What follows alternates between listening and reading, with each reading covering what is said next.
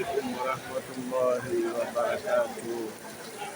Tupo hapa Benjamin William Mkapa, Dar es Salaam, nia na madhumuni kwa ajili ya kufuatilia mashindano makuu yaliyoandaliwa na Al-Hikma Foundation Tanzania Bara, yani huku Dar es Salaam katika wilaya ya Temeke au mkoa wa Temeke.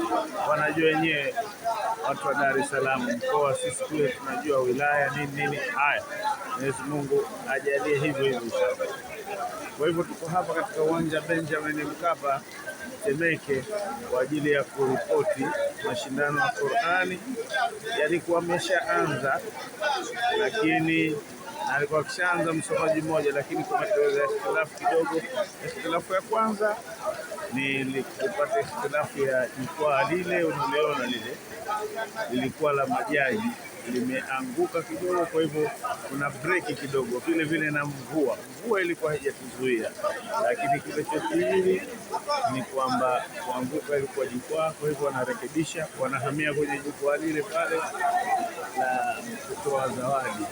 Kwa hivyo tunasubiri nini kinachoendelea hapa, lakini kinachofurahisha zaidi, wananchi unaona stili wamejaa na wako bado wanasubiri.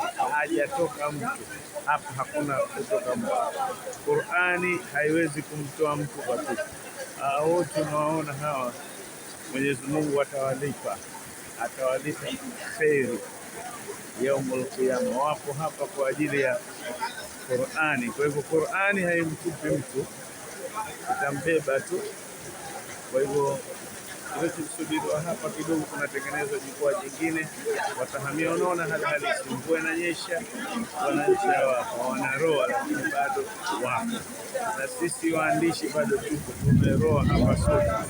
Mvua kali na radi kali kama hizo unavyozisikia, lakini wananchi still bado wanaendelea kuwepo ndani ya uwanja wa Benjamin Mkapa. Unaona pichi imejaa maji, lakini still bado hawa wananchi hawapo kwa ajili ya mpira. Hawa wananchi wapo kwa ajili ya Qur'ani tukufu, maneno ya Mwenyezi Mungu.